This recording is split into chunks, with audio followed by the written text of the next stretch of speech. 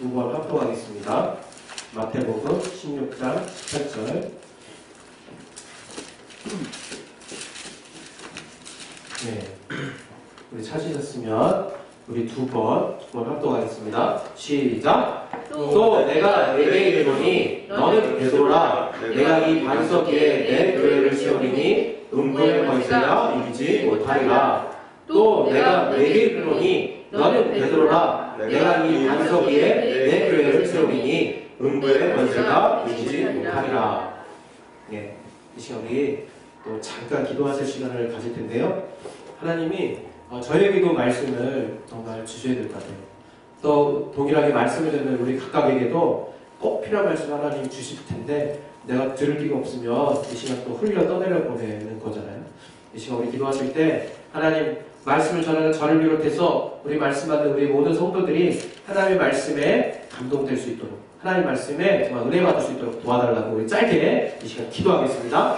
하나님 아버지 주의 말씀으로 은혜 받을 수 있도록 도와주시옵소서. 하나님의 말씀이 우리 각각의 신령을 빼뚫고 또 살아있는 하나님의 말씀으로 우리가 은혜 받을 수 있도록 도와주시옵소서. 주님의 말씀이 우리에게 정말 주장될 수 있도록 도와주시옵소서. 하나님의 말씀으로만 우리가 살 수 있사오니 아버지 도와주시고 인도해 주시옵소서. 역사해 주시고 인도해 주시옵소서. 예수 이름으로 기도했습니다. 아멘.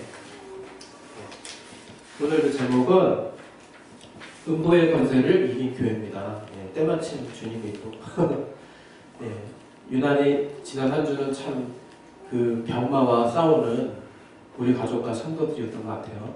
물론 지금도 이제 진행 중이지만 우리가 잘 아는 것은 우리 주님이 세우신 교회가 바로 이러한 마귀가 버려놓을 수 있는 그 어둠의 음부의 권세를 이긴 교회라고 하는 거예요.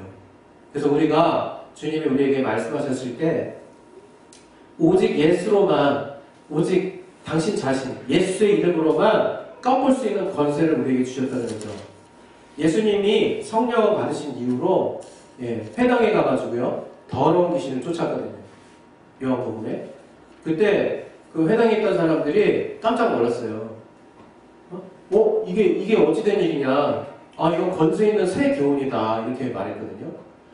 그 말은 무슨 얘기인가 하면 바로 예수님이 성령으로 말미암아 그 이름의 권세를 드러내기 시작한 후부터 바로 어둠이 몰려가는 역사가 시작됐다는 거거든요. 그래서 우리가 알아야 되는 분명한 사실은 이제 우리도 동일하게 성령으로 예수 이름의 권세를 받은 하나님의 자녀가 된 이상 우리 안에도 동일하게 음부의 권세를 정말 내어 쫓고 또 승리할 수 있는 이길 수 있는 힘이 있다는 거죠. 주님이 이런 비밀을 우리에게 알게 해주셨는데도 우리는 여전히 세상은 정말 여전히 이러한 사실을 모른다는 거죠. 세상은 어떤 운명을 여전히 믿고요. 또 우연을 믿고요. 또 여전히 합리적인 어떤 생각들을 중심으로 돌아가고 있어요. 우리가 예수를 믿는다고 해서 이 세상의 이성과 합리를, 과학을 다 무시하자는 게 아니죠. 그러나 분명한 것은 우리가 과학으로도 이성으로도 설명할 수 없는 우리 영혼에게 주신 성령과 또 하나님의 신령한 능력이 있다는 거예요. 우리가 그것을 중심으로 신앙생활을 하게 되는 것이고 그것이 바로 세상의 법을 초월하는 하나님의 법인 진리라고 하는 거거든요. 우리 세상에서 말하는 과학 법칙은 세상이 종말되면 다 끝나는 거죠. 우리가 알고 있는 여러 가지 법칙들도요. 알고 보면 과학자들이 정확하게 원자 핵시계도 나오고 그런다는데 정확하게 맞춘다고 해도 오차가 있대요. 오류가 있다고 그러더라고요. 그런데 이러한 오류가 있는 그러나 세상 사람들은 어느 정도 좀 일관된 이런 여러 가지 법칙을 통해서 나름대로의 거기에 어떤 과학에 의존해서 우리의 문명을 발전시키고 삶을 영위하고 있잖아요. 근데 이것도 결국에 성경에 의하면 마지막 날에 두루마리 말리듯 다 말려서 이렇게 없어져 버린다는 거예요. 지구가 없어질. 그래서 지구 안에 있는 모든 것들은 변한다는 거죠. 그러나 하나님의 말씀, 그것만이 진리, 영원히 변치 않는다고 성경은 말하고 있는 거거든요. 근데 그 하나님이 우리 가운데 예수를 통해서 알려주신 진리 가운데 오늘 우리가 분명히 알아야 되는 건 뭐냐? 바로 예수가 마귀를 이기셨다는 거예요. 예수께서 음부의 권세를 깨뜨려 버리셨다는 거거든요. 그래서 우리가 이제부터 알아야 되는 것은 우리에게 닥쳐온 안 좋은 일, 우리에게 닥쳐온 어떤 질병, 우리에게 닥쳐온 환경의 어려움들을 단지 옛날처럼 아유 그래 뭐 어떻게 하다 보니 또 이런 날도 있고 저런 날도 있는 거지, 그래 이게 뭐 내 운명인가 보지, 아 이렇게 닥칠 수밖에 없는 거였어 라고 우리가 마치 숙명적으로 받아들일 수 없는 분명한 이유가 생겼다는 거예요.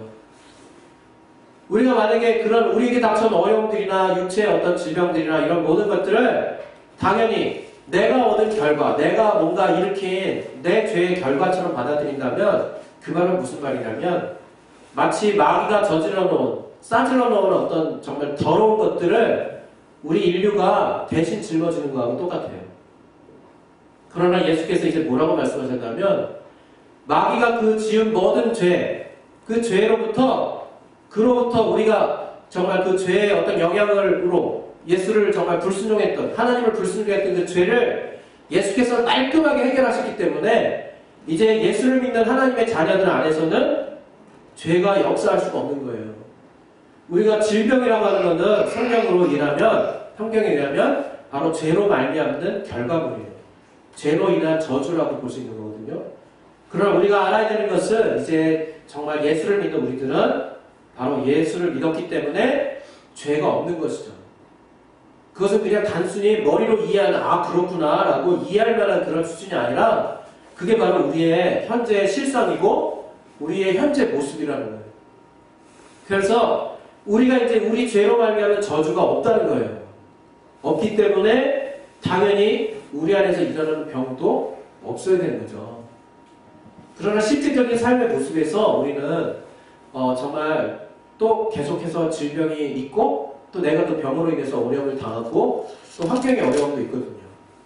우리는 그것을 무엇으로 이해해야만 하냐면 거기에는 반드시 마귀의 개입이 있다는 것을 먼저 우리가 믿어야 돼요. 영적인 원수의 개입이 있다는 것을 우리가 확실히 믿고 대처해야 된다는 거죠. 그래서 우리가 그 예수 이름을 가지고 있다면 마땅히 이제 그 이름의 능력으로 정말 우리의 안에 있는 것들을 정말 내어 쫓을 수 있는 능력이 있어야 된다는 거죠.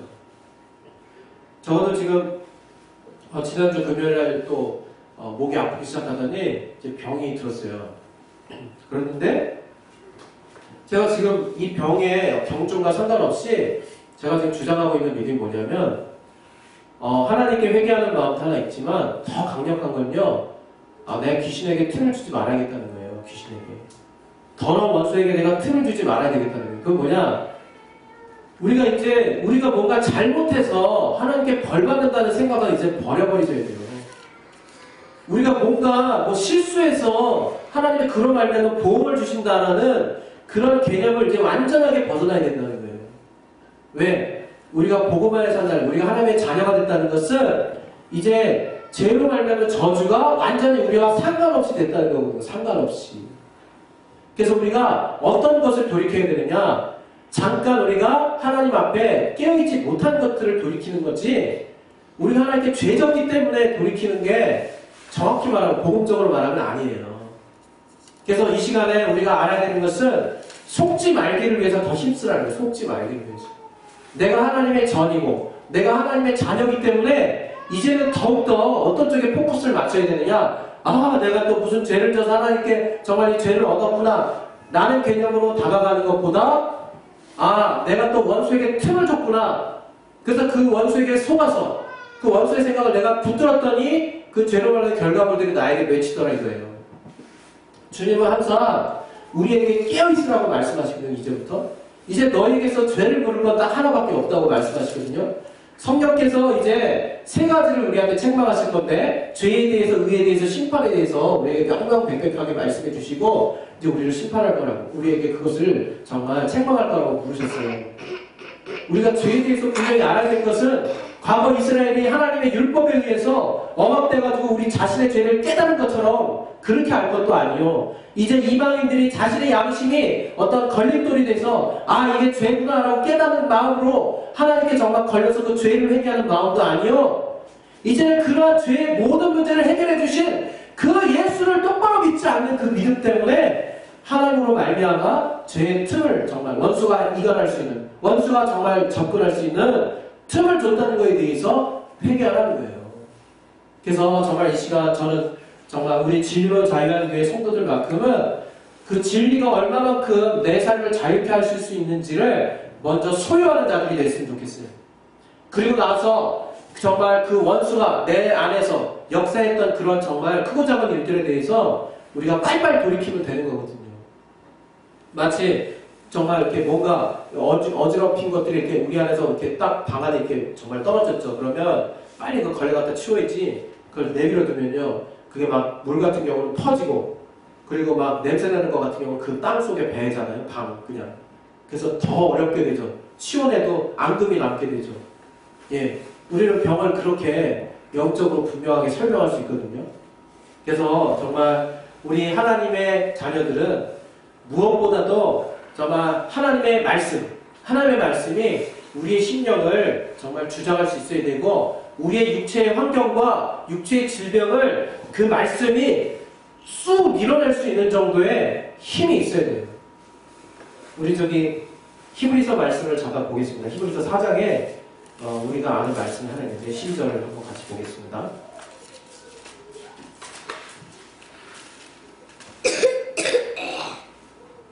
히브리서 4장 12절 말씀 보겠습니다. 네, 우리 김성규, 김찬준 잘 읽으세요. 네, 중요한 내용이니까. 알았죠, 김찬준? 네, 그래야죠. 네.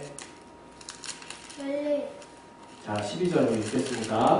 자, 시작. 하나님의 말씀은 살았고 운동력이 있어 좌우의 날선 어떤 검보다도 예리하여 혼과 영과 및 관절과 골수를 찔러 쪼개기까지 하며 또 마음의 생각과 뜻을 감찰하다니. 13절. 지으신 것이 하나라도 그 앞에 나타나지 않음이 없고 오직 만물이 우리를 상관하시는 자의 눈 앞에 벌거벗은 것 같이 드러나느니라. 여기 보시면요, 하나님의 말씀이 살았고 예리하대요. 또 운동력이 있대요.